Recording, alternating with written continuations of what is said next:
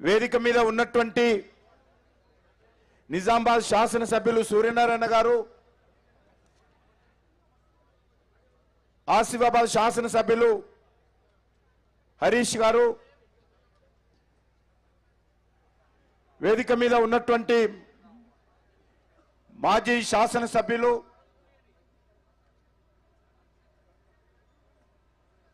పార్టీకి సంబంధించినటువంటి గౌరవ పెద్దలు, మూసి బాధితులు, ఈ కార్యక్రమాలకు వచ్చినటువంటి మహిళా సోదరిమణులు, మాతృమూర్తులు, అదేవిధంగా పార్టీ కార్యకర్తలు, మూసి పారివాక ప్రాంతం నుంచి వచ్చినటువంటి బాధితులందరికీ కూడా ఈరోజు భారతీయ జనతా పార్టీ తరఫున ఉద్యమ నమస్కారాలు తెలియజేస్తా ఉన్నాం.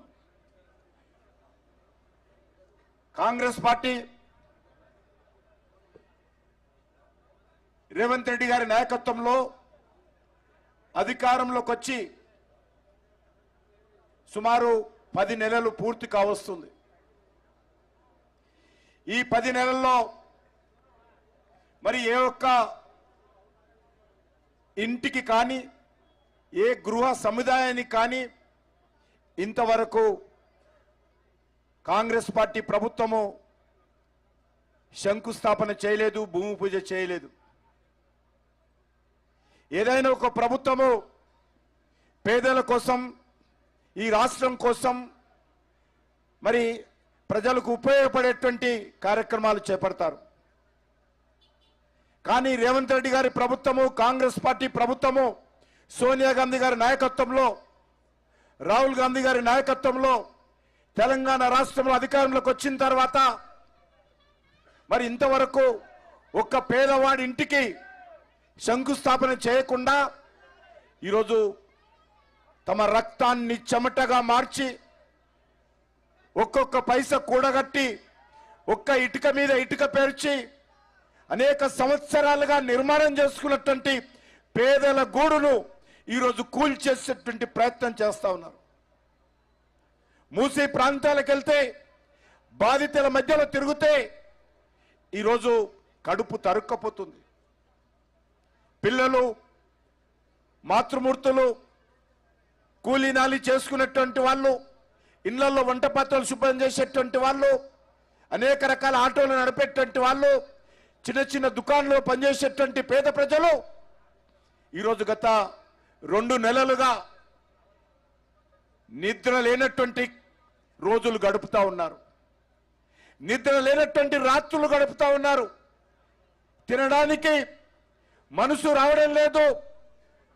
వాళ్ళ బాధ వర్ణనాతీతం.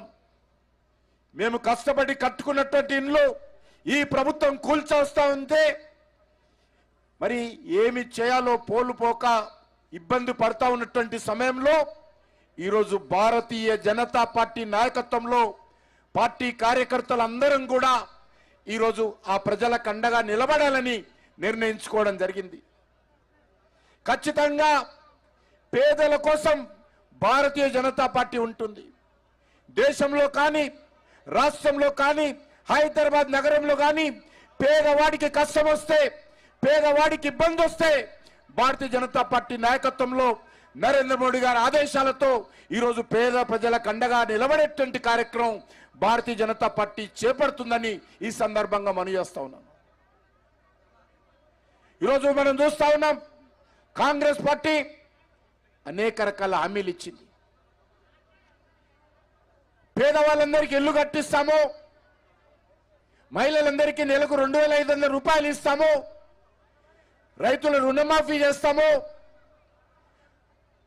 రైతు భరోసా 15,000 ఇస్తాము, కౌలు రైతులకు 15,000 ఇస్తాము, రైతు కూలీలకు 12,000 ఇస్తాము, పెన్షన్లు పెంచుతాము, నిరుద్యోగులకు నిరుద్యోగ భృతి ఇస్తాము, రైతులకు ఈరోజు సబ్సిడీ ఇస్తాము.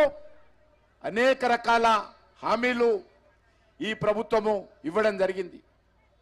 6 గ్యారెంటీల పేరుతో రాహుల్ గాంధీ, సోనియా గాంధీ, రేవంత్ రెడ్డి ప్రజలను మభ్యపెట్టి ఈరోజు అధికారంలోకి వచ్చిన తర్వాత గ్యారెంటీలను గారడీలుగా మార్చి గ్యారంటీలను ఈరోజు ఈ ప్రభుత్వం పూర్తిగా మసిబూసి మారడికాయ చేస్తా ఉన్నది తప్ప పేద ప్రజల కోసం ఇచ్చినటువంటి హామీలు కూడా ఏది అమలు చేయడం లేదు.